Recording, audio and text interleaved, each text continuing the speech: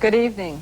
With national opinion polls demonstrating time and time again that the public is clearly supportive of sex education in the nation's classrooms, then the question is why? Aren't those programs more comprehensive, serious, and meaningful to the young people in their material and content? Well, what do you think? Can sex be discussed in a judgment-free environment? Do you teach that masturbation is okay, or do you talk about it at all? Do you teach that contraceptives are essential and how to avoid infections in this era of venereal disease and hysteria about AIDS? Or are you accused of promoting sexual promiscuity? Obviously, the whole issue quickly delves into controversial areas and a quagmire of shifting public opinion. Tonight on Schoolbeat, we'll talk about sex education in the classroom with Dr. Richard Wolfsburg of the Los Angeles County Medical Association, Los Angeles Board of Education member Jackie Goldberg, and Bill Misenhimer, Executive Director of the American Foundation for AIDS Research. Why don't you stay tuned? This really promises to be a fascinating show. See you after the break.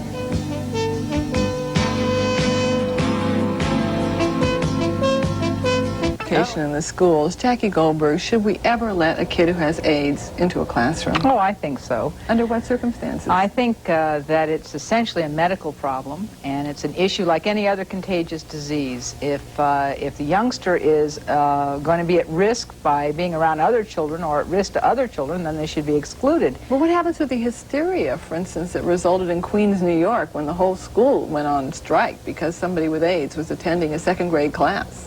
Well, I think that was very unfortunate, but it shows the need for real education of the public and education of school-age children, because I think the evidence is pretty overwhelming that casual contact is not going to make any difference in terms of catching the disease. And I think that we just have a job to do in letting people know that so that we can quiet those fears with information. Richard, if you were in Jackie's seat and you were on the Los Angeles City School Board, as a medical doctor, would you let a kid with AIDS in the classroom? I think if the youngster were well enough to be in the classroom, I think people forget that many of these youngsters are so sick they can't go to school. But you know, if they're well enough, yes, they absolutely should go to school. These kids are just like every other child. They need education. They need love. More than anybody else, they need peer acceptance. Mm-hmm. And not to have that is a tragedy for somebody whose life may be shortened by the disease in all events. You said maybe. Isn't it a sure thing? I don't think we know enough about the disease to be able to predict with certainty that each and every person who is diagnosed with AIDS will die. We know that there are many individuals right now who have had AIDS for some years who we would have predicted might not have survived, and yet still are alive. Sure, most people will die with AIDS, but we can't make that prediction right off the bat. I don't think anybody can. And so what if they don't survive? They're still human beings until they're dead. Well, let me say that of the other, let's say there's a classroom of 30 kids, one has AIDS. How about the other 29 and their parents? I mean, how would they feel knowing that their youngsters, without this knowledge that you're talking about, are exposed to a child who has a disease that you can die from? I think we know that AIDS is a contagious disease, but I point out to you that leukemia may well be a contagious disease in a similar way, that there is a viral cause of certain kinds of leukemias that we know for sure. And to say that somebody who has a leukemia can't go to school would be preposterous. Nobody would ever challenge that. I think that there have to be the appropriate guidelines set up, but certainly there's not going to be intimate contact between school-age children of this age, 4, 5, 6 years of age. It's not thinkable. I think if you know that AIDS is not easy to catch, we know it's not easy to catch. We know you can't get it casually. Knowing this, I think it's silly and it really is ignorant. Most of all, it's ignorance. I think we have a responsibility to educate so that we don't have this ignorance. Well, Bill, that's what you're involved in, isn't it? I mean, combating ignorance. Currently, that's what most of the AIDS organizations in the country are trying to do. It's the most important thing we can do at this point. Well, hasn't the media done the job for you? I mean, I've heard nothing but this particular discussion that we're talking about tonight, maybe not with this particular theme relating to schools, but just in general. Well, the media has certainly been the main source of information out to the public at this point. I could say they've done their job. I could not necessarily say they've done their job well. There's been a lot of irresponsible and irrational representing of the issue. If I want to be responsible and I want to be rational, how would you present the issue? Well, you must present it from a base of information. I mean, you can't present it from a base of sensationalism to sell a story, and that's what a lot of media people try to do. I think you need to look at the facts, and you need to have the facts clear when you're reporting on this issue. Unfortunately, people out in their homes don't want to hear facts all the time.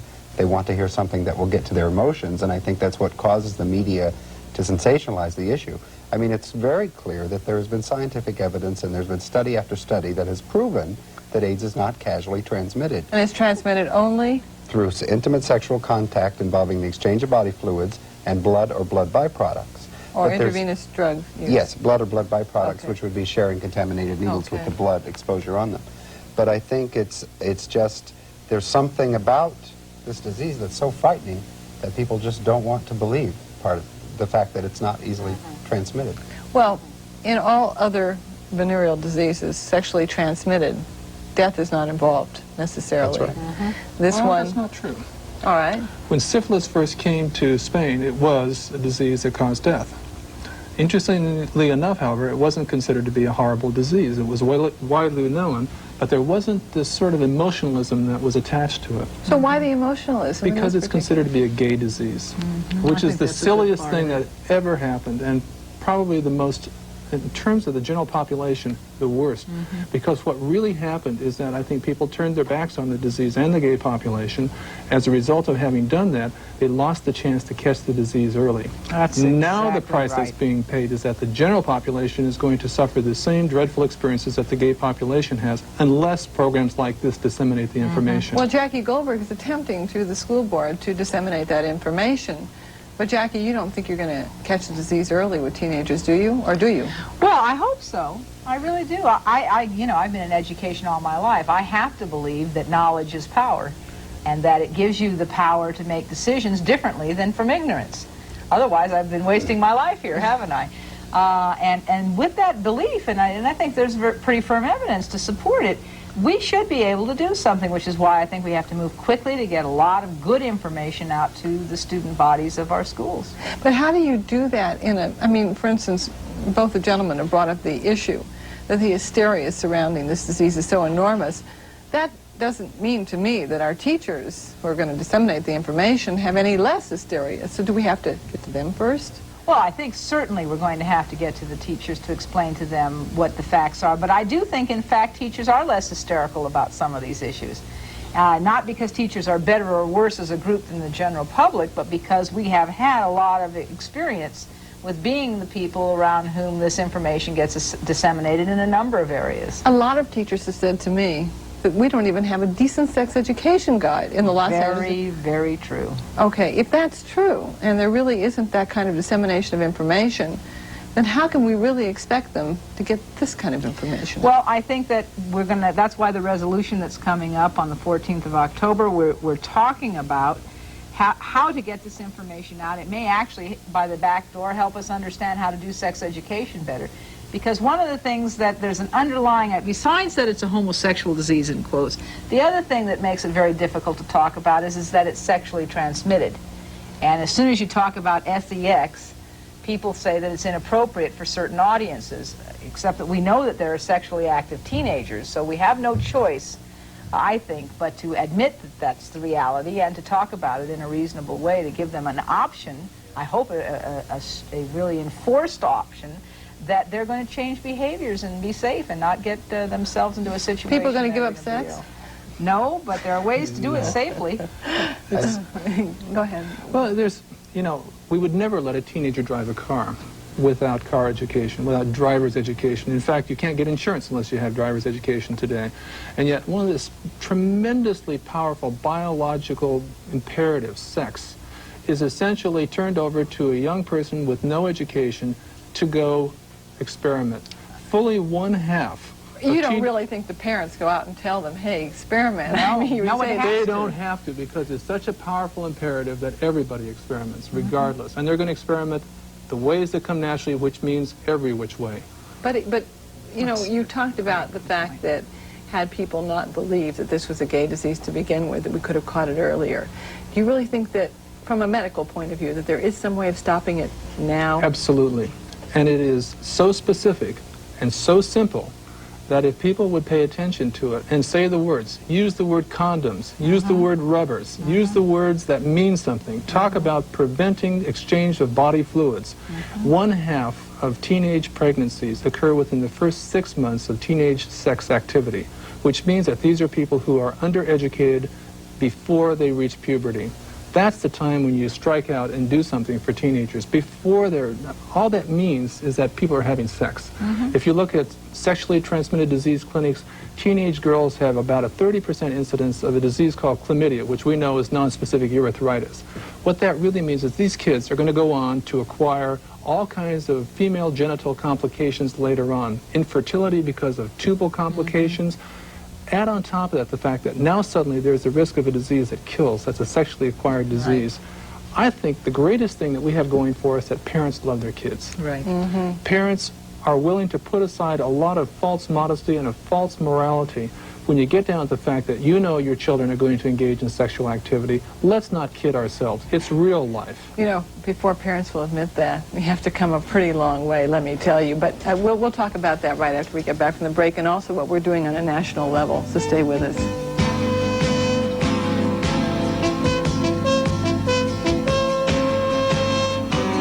And the dissemination of AIDS information. Bill, you're working on a national level right now. What is the goal of your organization? Our organization is called the American Foundation for AIDS Research, and what we intend to do is gather money to give to researchers throughout the country to help complement and supplement and speed up what the government is doing. This has nothing really to do with our local situation, does it?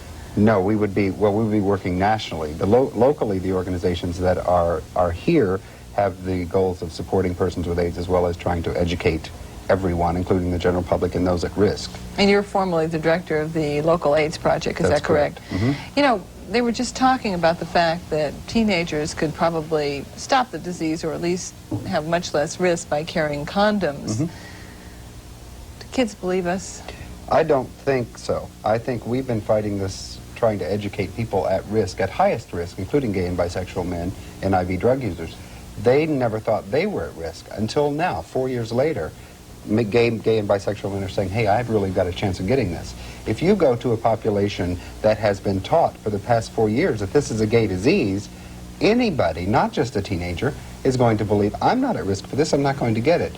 We're just now seeing the media start to present responsibly that this is a disease that is spreading and could be a threat to most people who are sexually active. Right now, the teen population is basically clean. The disease really is. Correct me if I'm wrong. You don't know that, and I don't know that.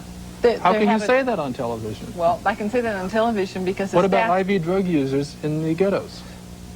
Well, who have sexual relations, or in the valleys. Correct me, I love being corrected. Or in the valley. There are IV drug users. We just heard a program earlier that, you know, that we're going to be talking about young people using IV drugs. This is one of the, in the prostitution, which is, we know, an IV drug use population. We're talking about young people using IV drugs, chipping, sharing needles. I mean, we don't have to search out anywhere. I can go to my practice. I have patients in my practice who come to me full of terror because their consorts or husbands were IV drug users 2 or 3 years ago. These are stockbrokers. Okay, we're not talking about ghetto people. These are stockbrokers or lawyers.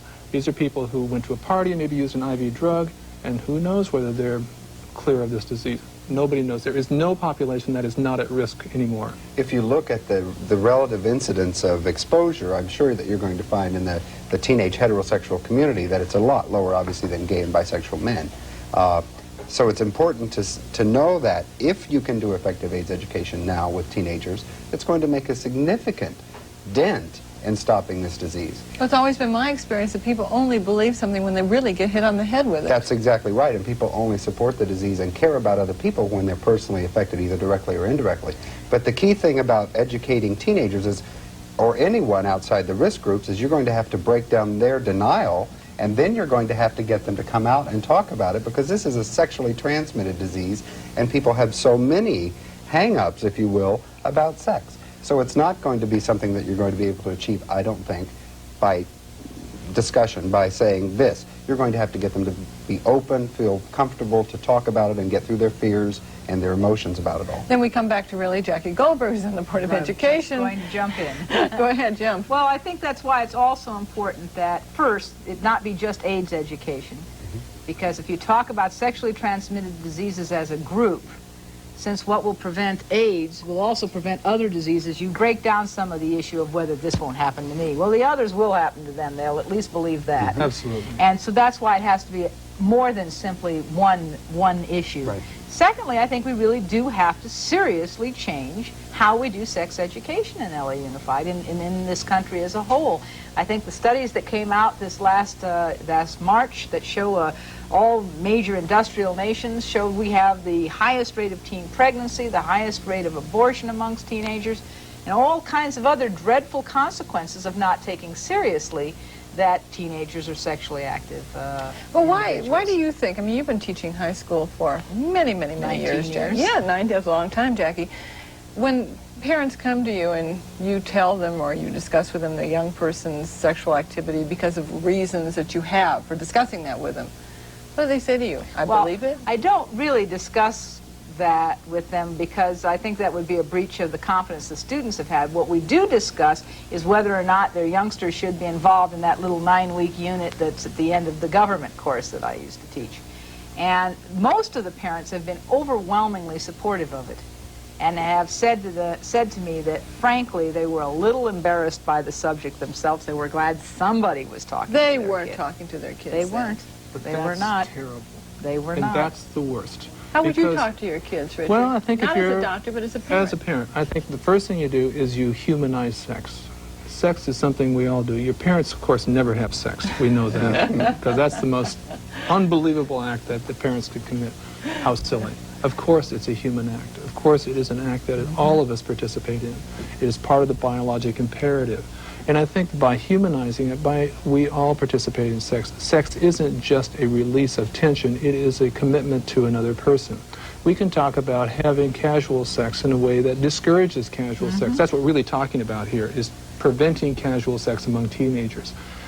We're not advocating sex by talking about sex education. I think that's an absolutely clear statement that has to be made. But It's one of those issues where, in fact, you can't you don't have to advocate I was going to say, you don't have to advocate You don't have to. It's going to happen anyway. But what you're trying to do is provide education so that if people engage in sexual activity, they don't do so stupidly and ignorantly. We're trying to prevent that from happening, and parents have that obligation. The argument is that if you use a condom, the sexual experience won't be the same. And what about girls? How are they supposed to protect themselves? Carry condoms. Carry condoms. And you mean girls should carry condoms? Absolutely. They have purses. They're small. I know this that vision girls of some mother looking through her daughter's purse and If she loves her daughter, she'll sleep a lot more easily that night. If she loves her daughter, she'll buy them for her. Wow, Jackie. Terrific. Listen, fortunately, I have some wonderful mothers in my practice who send their daughters in for contraception of one kind or another. You know, the problem with the pill, and I'm not saying the pill isn't good, is that it doesn't prevent sexually transmitted diseases. Right. And what the pill has done, it has produced a lot of sexuality with a lot of risk. So there's a real danger that kids get in their mind, I'm taking the pill, it prevents pregnancy. This must also prevent everything else. And that's, of course, a lot of horse you-know-what. What we really have to talk about is using a protective device, and that's using foam which has non-oxyl 9 in it. And everybody should know what that is, non-oxyl 9, 5%, because that's what's in most spermicidal jellies, and using condoms. That way you can really help to prevent sexually transmitted diseases, all of them. We're not just talking about AIDS. We know AIDS is very sensitive to non-oxyl 9. Jackie, you know, I just came up with an idea. You said the parents should buy them. Should the schools sell them? Yes. I think the schools should sell them with parent permission. I would prefer not to say that, but I do believe that the schools have a different relationship than the parents to kids. You just generated about 1,000 letters. I understand that. I get a lot of mail anyway. It's okay. I think that I would have to say it would have to be restricted to with parent permission, only because we are in a much different relationship to children than their parents are, and I don't think we have the right to do something that would go in contradiction to their parents' wishes. Phil, I don't believe that, by the way, for the larger society. I believe that medical practitioners who are in a different relationship to young people ought to be able to prescribe them without parental consent. Bill, you're national. Is this going to provide some kind of a model for you? Perhaps you can take to other cities about what they can do? Certainly, I think if it's effective here, we would be able to do that. I think we have to keep in perspective the alternative to not doing this education and not protecting these children is a horrible, tragic death. Really. And people have to realize that. Get beyond their moral judgments about this issue. It's real. I mean, people have sex. They're going to do it regardless. You've got to protect their lives. And it becomes very much of a pragmatic decision to protect the lives from kids and for to protect them from dying. And I'm sorry, I wish unfortunately, this program is stopping. Oh, dear. It was a pleasure having all three of you with me tonight, and I think you've provided some really interesting information for the audience. Why don't you stay with us for the Schoolbeat mailbag?